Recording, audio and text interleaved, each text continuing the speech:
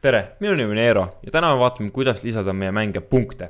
Selle jaoks lähme meie kosmoselaeva alla ja create event'i ning teeme uue global variable'i.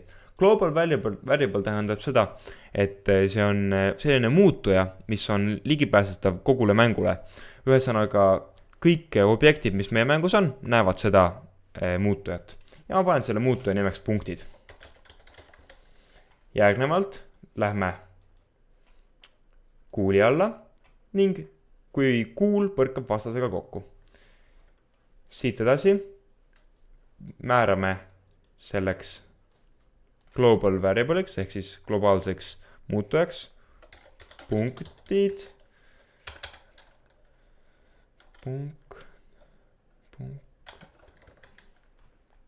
punktid, lisame neile selle 1. Ning viimaseks sammuks läheme tagasi kosmoselaeva juurde.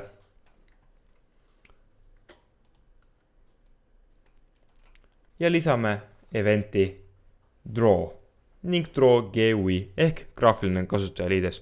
Ehk siis nüüd me hakkame joonistama neid punkte. Kuvame need punktid visuaalselt. Selle jaoks otsime draw value, joonista väärtus ning paneme selle pealkirjaks score.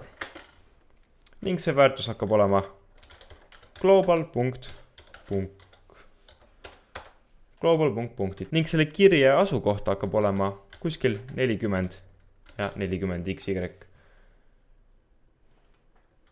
Paneme mängu tööle. Nagu näha, siis iga kord, kui me vastasele pihta saame me 1 punkti juurde. Ja nii lihtne see oligi. Järgmise korrani.